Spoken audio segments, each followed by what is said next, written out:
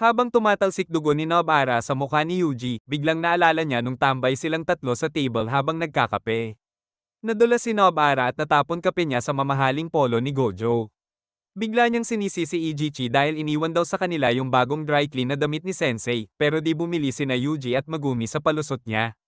Kaya nag-teamwork silang tatlo para panasan yung mantsa, parang low-budget cleaning squad. Kaso kahit anong kuskus nila, halatang wasak pa rin yung polo. Sabi ni Nobara bumili na lang daw sila bago, pero pagtingin ni Megumi sa presyo, 250,000 yen pala. Biglang nag-compute si Nobara na tig 80k daw ang bag ng boys tapos siya 90k. Sakto dumating si Gojo para kunin polo niya. Napansin niya may umbok sa jacket ni Megumi. Pilit pinipigilan ni na Yuji at Nobara tumawa pero bumigay rin sila at inamin na tinago nila yung polo sa uniform ni Megumi. Balik sa present, nakahandusay si Nobara sa sahig. Wala na kaliwang mata niya at duguan kalahati ng mukha niya. Naalala ni Yuji pagkatalo niya kay Choso, pagmasakar ni Sukuna sa Shibuya, at pagkamatay ni Nanami. Tuluyan ng naglag utak niya. Humihingal siya ng sobra habang pilit binabanggit pangalan ni Nobara. Tuwa na tuwa si Maito sa breakdown ni Yuji. Bigla siyang sumugod at sinapak si Yuji gamit Cursed Energy Boost sabay Black Flash. Di tumigil si Maito. Binugbog niya si Yuji habang pinapamukha gaano kainaloob niya. Sabi niya pareho lang daw sila ni Yuji. Siya pumapatay ng walang pake. Habang si Yuji naman save ng tao nang di nag-iisip. Para daw laban ito ng sumpa laban sa tao, instinct laban sa morals. Matapos durugin si Yuji mentally at physically, tinanong ni Maito kung binibilang ba ni Yuji ilan curses na napatay niya. Dahil tahimik lang si Yuji, sinabi ni Maito na siya rin di binibilang mga taong pinatay niya. Habang ginagawang parang preyang mantis blade yung braso niya para tapusin si Yuji, sinabi niyang makakalimutan din niya si Yuji eventually. Biglang may pumalakpak, nawala si Yuji sa harap niya. Biglang dumating si Aoi Todo gamit boogie-woogie. Nagdrama entry siya habang binabanggit na silang dalawa ni Yuji ang exception sa mundo ng mga talunan. Kanina palang 11, 9 p.m, dumating sina Todo at Arata Nita sa lugar kung saan nasil si Gojo. Nakita nila mga civilians na naka-brain freeze pa rin dahil sa unlimited void. Chinek ni Todo yung spot ng prison realm at nalaman niyang nailipat na. Kaya imbes hanapin si Gojo, nagdesisyon siyang iligtas na lang mga natitirang sorcerers. Ramdam daw niya malapit brother niya kaya pinamadali niya si Arata. Nalito si Arata kasi alam niyang only child si Todo, classic Todo moment. Sa present, nakilala ni Maito si Todo dahil sa peklat nito at curse technique niya mula sa kwento ni Hanami. Dumating rin si Arata matapos gamutin si Nobara. Sabi niya baka patay na talaga si Nobara pero wag daw siyang sisihin later. Pinapante niya si Todo kay Yuji. Nagising si Yuji pero nanginginig lang siya sa sahig. Sinabi niyang wala na siyang gana lumaban matapos makita mamatay sina Nobara at Nanami dahil kay Maito. Dagdag pa yung massacre ni Sukuna sa Shibuya kaya feeling niya failure siya. Umiiyak siya habang sinasabing di niya mapapatawad sarili niya. Lalong natuwa si Maito sa suffering ni Yuji. Sumugod siya gamit jagged blade arm. Pumalakpak si Todo at pinalit pwesto ni Maito kay Arata gamit boogie-woogie. Paglingon ni Maito, pinalit naman siya ni Todo kay Yuji sabay flying kick sa mukha. Pinalit ulit ni Todo sina Maito at Arata bago pa mabangga. Naloka si Maito sa teknik ni Todo kahit gets niya mechanics nito. Habang nakahandusay si Yuji, sinabihan siya ni Todo na tigilan pagiging self-hater. Sorcerer siya katulad nila ni Todo, Nanami, at Nobara. Hanggat may buhay pang sorcerers, di raw tunay na talo ang mga namatay. Kapag naghahanap lang daw ng dahilan sa pagkamatay nila, parang iniinsulto lang sakripisyo nila. Hinubad niya jacket niya at pinaalala kay Yuji yung iniwan sa kanyang responsibilidad ng mga namatay. Di raw kailangan sagutin agad pero kailangan niyang lumaban habang buhay pa siya. Yun daw kapalit ng pagiging buhay. Habang lumalaban si Todo kay Maito, ginamon ni Arata si Yuji gamit curse technique niya. Di raw ito healing talaga. Pinipigilan lang lumala sugat at binabawasan sakit. Sinabi rin niyang ginamitan niya si Nobara nito. Wala raw pulso at di humihinga, pero di naman daw 0% chance mabuhay. Counting copium para kay Yuji. Pagkatapos, dinala niya si Nobara palabas ng station. Meanwhile, Todo combo si Maito laban kay Todo. Iba-ibang hugis katawan ginagawa niya para ma-outplay si Todo, pero laging umiiwas si Todo gamit boogie-woogie habang nilalayo laban kay Yuji. May iniwan pang maliit na transfigured human si Maito sa likod ni Todo tapos ginawa niyang malaking spike. Naiwasan ni Todo. Bad trip si Maito kasi gusto sana niya ulit mag-Black Flash para ma-level up soul understanding niya. Habang ini-expect ni mga ito na magpapalit sila ni Todo, si Yuji pala pinalit. Sumugod si Yuji at binigyan si mga ito ng Black Flash sa braso. Tumalsik si mga ito habang naalala ni Yuji huling bilin ni Nanami. Tinanggap niya na siya nasasalo sa suffering kapalit ng iba. Nag-regenerate si mga ito habang tinatanggap siya ni Todo pabalik sa laban. Ready na ulit silang duo para i-delete si mga ito. Meanwhile sa tren papuntang Shibuya, kinausap ni Mechamaru si Kasumi Miwai gamit communication puppet. Sinabi niyang matatapos na Shibuya incident at huwag na siyang pumunta. Tinanong ni Miwa bakit sina Todo at Arata lang pinadala niya. Sabi ni Kokichi mataas survival rate nilang dalawa. Nalungkot si Miwa at tinanong kung useless ba siya. Deny agad ni Kokichi. Inamin niyang sinadya niyang bigyan mission sa South Kyoto lahat ng Kyoto students noong October 31 para mailayo sila sa danger. Nang sabihin ni Miwa na di niya sila pinagkakatiwalaan dahil mahina sila, sinabi ni Kokichi na siya yung mahina dahil di niya natama pagkakamali niya. Umamin din siyang may taong gusto niyang protektahan kahit ano mangyari sa mundo. Habang umiiyak si Miwa, nagpaalam si Kokichi. Biglang nakita ni Miwa reflection ni Kokichi sa bintana, nakaupo sa tabi niya. Hiling nito na sana mahanap ni Miwa sariling happiness bago mawala tuluyan. Hagulgol si Miwa pagkatapos. Sa ibang train car, tinanong ni Mai si Utahime tungkol sa betrayal ni Mechamaru. Sabi ni Utahime wala na raw saysay dahil patay na si Kokichi. Naiinis si Noritoshi dahil minamaliit sila ni Mechamaru. Samantalang si Momo gusto nang ipapakwatch lahat ng pumatay kay Kokichi at nagpaiyak kay Miwa. Balik sa Shibuya Station, sobrang gulo pa rin ang laban ni mga ito, Yuji, at Todo. Bumagsak pa sila sa lower level dahil winasak nila sa higkakabugbugan. Tinatansya ni mga ito na full HP pa soul ni Todo kaya di agad mamamatay sa isang idle transfiguration touch. Si Yuji nasa around 10% mental at soul HP na lang. Habang siya nasa 40% dahil sa clone destruction at suntok ni Yuji Earlier. Para ma-disable si Todo, gumawa si mga ito ng train-like transfigured human gamit body repel. Hinabol nito sina Yuji at Todo sa train tracks hanggang nagkahiwalay sila. Sinamantala ni mga ito at hinabol si Todo gamit swords gawa sa transfigured humans. Pero Todo depensa si Todo hanggang masipa niya si mga ito papasok elevator paakyat. Nag-regroup ulit sina Yuji at Todo. Pagdating ni mga ito, sinabi ni Todo kay Yuji na maghagis ng bato na may cursed energy. Ayaw magpaiwan ni Todo kina Yuji at mga ito kaya pinalit niya pwesto niya sa bato gamit boogie-woogie at sinipa si mga ito ng Black Flash Enhanced High Kick habang ini-imagine si Takode-chan. Ang lakas ng impact pero walang soul damage kaya walang real damage. Pero dahil naka-Black Flash silang tatlo, lahat sila nasa 120% awakened mode na. Sa mukha si mga ito ng maliliit na transfigured humans tapos pinagsama gamit soul multiplicity bago ginamitan ng body repel.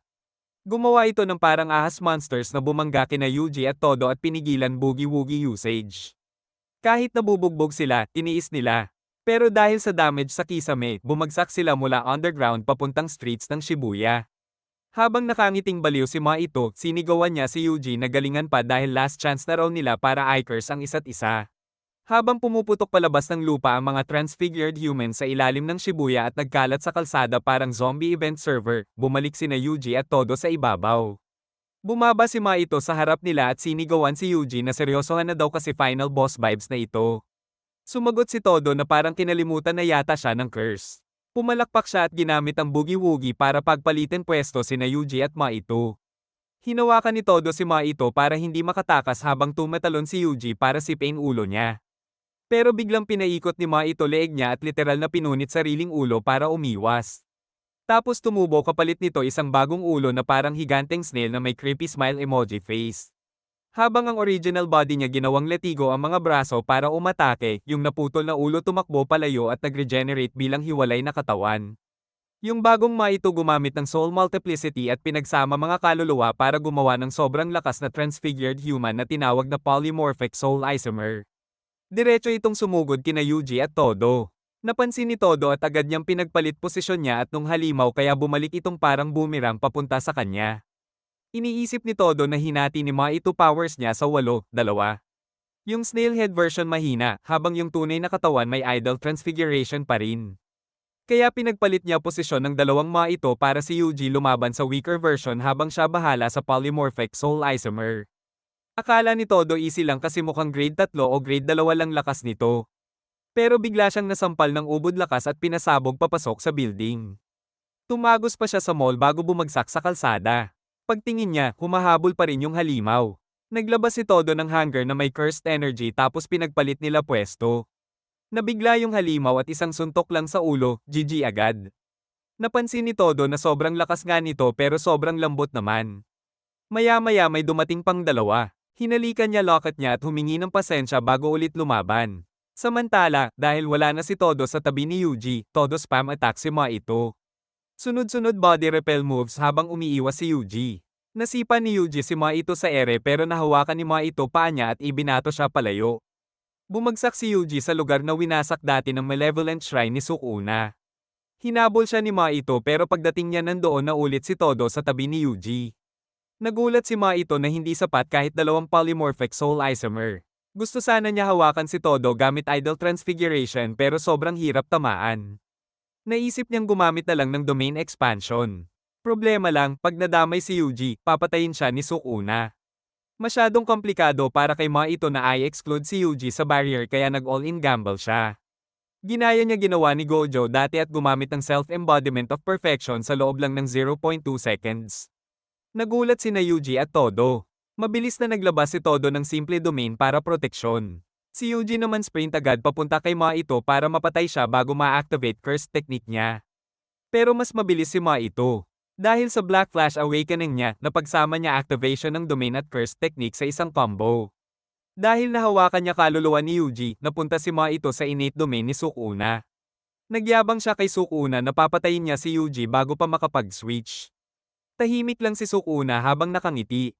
Pagkatapos mawala domain, nagsimulang matransfigure kaliwang kamay ni Todo. Walang alinlangan niyang pinutol sariling kamay bago pa kumalat.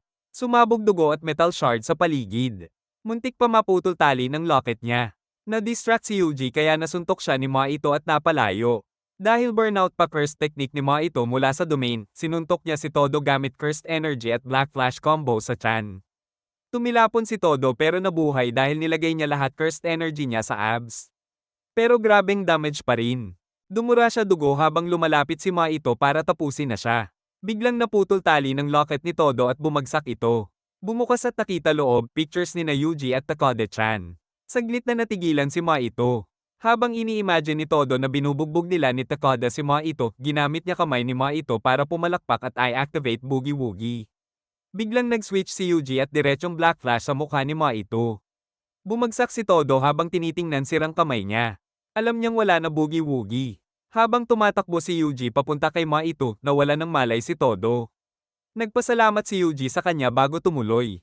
Si Maito naman, kahit wasak katawan, sobrang saya. Dahil sa second black flash, naintindihan niya raw tunay niyang soul form. Ginamit niya idol transfiguration sa sarili niya at naging final form boss mode, instant spirit body of distorted killing. Feeling reborn siya at parang psycho. Iniisip ni Yuji ano pinagkaiba nito sa dating forms ni Maito. Sinabi ni Maito na dahil sa black flash, naintindihan niya na raw tunay niyang kaluluwa. Inasar siya ni Yuji habang si Maito todo eager patayin siya para makumpleto rebirth niya. Sabay silang sumugod ulit. Unang umatake si Yuji gamit sipa sa ulo pero nahuli pa niya ng itim na buhok na tumubo sa ulo ni Maito. Sumunod pa tail stab attack. Pero pinunit ni Yuji buhok gamit lakas ng paa niya at tinapakan buntot ni Maito. Nagpalitan sila suntok pero napansin ni Yuji na sobrang tigas na ng katawan ni Maito, mas matigas pa sa hardened blood ni Choso. Nasuntok siya ni Maito at habang nagbablock gamit dalawang braso, tinaga naman siya ng elbow blades ni Maito. Napatras si Yuji at na-realize niyang evolved na talaga si Maito beyond original form. Kahit superhuman punches ni Yuji halos walang epekto. Habang si Maito tuloy-tuloy lang sa paghiwa gamit elbow blades. Hinawakan ni Maito mukha ni Yuji at sinlam sa lupa.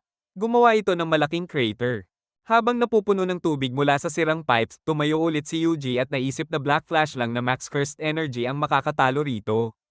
Biglang nanginig kaliwang paa ni Yuji dahil sa pagod. Susugod sana si Maito pero siya rin tinamaan ng after effects ng Black Flash at Dominius. Nabali elbow blade niya at napaubo dugo. Hinampas ni Yuji sariling paa para tumigil panginginig. Sabi ni Maito pareho pa rin daw silang may energy. Sinipa ni Maito tubig pataas para matabyunan paningin ni Yuji. Habang nagcha-charge si Yuji cursed energy sa kanang kamao, binasag nito alon ng tubig. Sumugod si Maito at umatake gamit blade pero nakaiwas si Yuji. Napansin ni Maito gusto ni Yuji mag-black flash. Kaya tumalon-talon siya sa walls ng crater para umiwas timing. Alam niyang hindi controllable ang Black Flash pero tingin niya kayang gawin ni Yuji anytime dahil MC privilege. Biglang sumugod si Maito ulit. Sa huling segundo, pinatay niya partly yung transformation sa kaliwang side ng katawan niya para dumulas suntok ni Yuji. Pero biglang tumama delayed hit ng Divergent Fist sa kaliwang side niya. Nasira timing ni Maito. Yumuko si Yuji sa counter-attack at naghanda final hit habang si Maito naman itutusok sana elbow blade niya. Biglang umalingaw-ngaw boses ni Todo sa battlefield. Nakatayo siya sa taas ng crater at sinabi niyang dekorasayon lang braso niya at ang tunay na palakpak ay galing sa kaluluwa. Ginaya niya pumalakpak gamit putol niyang kamay. Nagpanik si Maito at umatake sa likod niya, akalang may switch ulit. Pero walang nangyari. Niloko lang pala siya ni Todo. Sinabi ni Todo patay na curse technique niya. Habang distracted si Maito, tinamaan siya ni Yuji ng maximum cursed energy Black Flash. Sobrang lakas ng suntok, lumipad si Maito palabas ng crater at bumalik siya sa normal form niya. Wasak na wasak si Maito. Tinry niyang ilabas stockpile niya ng transfigured humans pero ubos na pala. Habang nawawalan siya pag-asa, tumayo si Yuji sa harap niya at inamin na pareho lang sila. Sinabi ni Yuji na wala na siyang ibang gagawin kundi patayin si Maito paulit-ulit kahit anong form pa kunin niya o kahit ma-reborn pa siya. Tinanggap niyang isa lang siyang cog sa malaking machine at tuloy lang siya sa pagpatay ng curses nang walang hinahanap na meaning. Trabaho niya yon bilang jujutsu sorcerer hanggang mamatay siya. Natakot si Maito at tumakbo palayo habang mabagal pero tuloy-tuloy siyang hinahabol ni Yuji.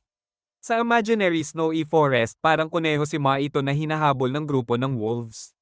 Yung white wolf si Yuji. Nadapa si Maito matapos ma-sprain ankle niya. Habang papalapit si Yuji, nagtatapon lang si Maito ng snow/putik sa totoong buhay pero walang effect. Sinuntok ni Yuji si Maito pero sumablay. Kaya sinipa na lang niya ito palayo. Habang sugatan at gumagapang si Maito, may biglang lumitaw na tao sa harap niya. Si Sudo Geto pala. Nagulat pareho sina Yuji at Maito habang nakatayo ito sa ibabaw ni Maito at tinanong kung kailangan ba nito ng magliligtas.